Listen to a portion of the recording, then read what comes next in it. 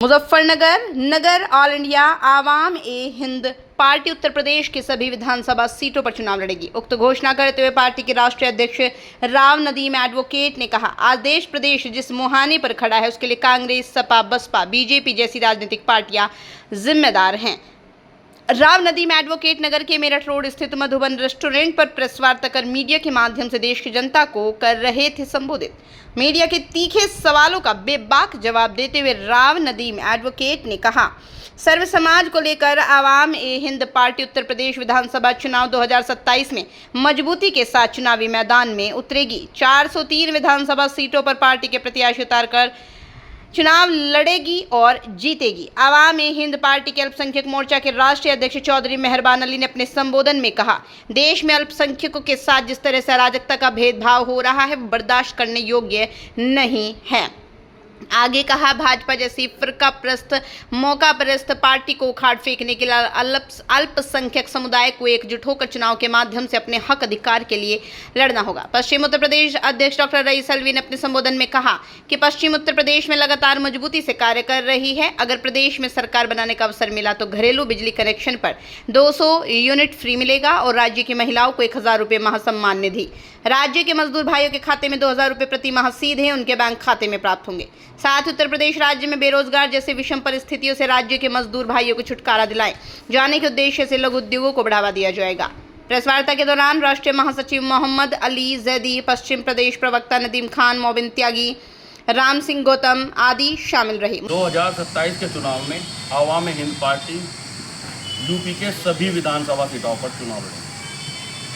क्या किसी पार्टी से गठबंधन या नहीं, गठबंधन हो सकता है, वो तो वक्त की बात है। अध्यक्ष जी, आप शानदार है, हमारे वीरों ने बहुत अच्छा किया है, दुश्मन के घर में जाके उन्हें मारा है, ये बहुत अच्छी बात है और आप सभी के लिए इसकी मुबारकबाद।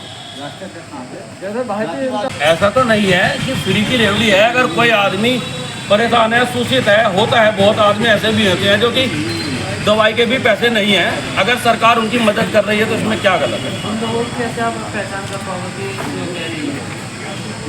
देखिए, हर चीज़ का तरीका है। अगर सरकार करना चाहे तो 1 साल में हकीकत में देश से गरीबी दूर कर सकती है।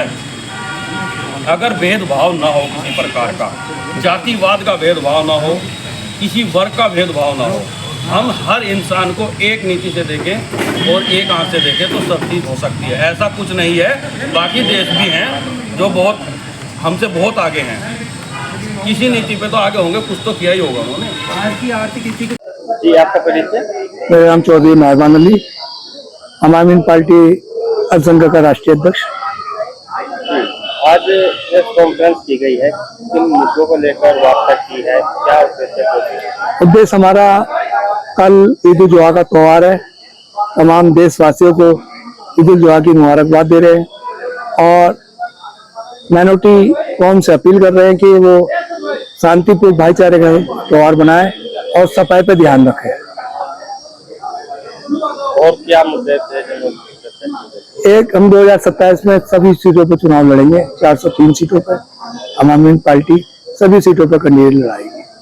गठबंधन होगा या गठबंधन का बाद में देखा जाएगा, अभी तो कोई नहीं, अभी तो अपने दम पे तैयारी चल रही है पार्टी के। संगठन आपका चुनाव लड़ने के लिए? हाँ, कितना मजबूत है? क्या वोट बैंक आपके पास फिलहाल है? देखिए, तो वक्त बताएगा, जब चुनाव होगा काउंटिंग होगी, लेकिन मजबूती से हम लोग मैदान में उतर रहे हैं और क्योंकि हम लोग पहले भी वो थे और आवाम हिंद पार्टी मजबूती से चुनाव लड़ेगी और ऊपर चाहा क्या हम आवाम हिंद पार्टी के बगैर सरकार नहीं बनेगी, इतने मजबूती से चुनाव के मैदान में है। शिक्षा और बेरोजगारी को लेकर किस तरह का स्टैंड आपकी पार्टी करेगा? शिक्षा पे हम अभी आंदोलन चालू कर रहे हैं।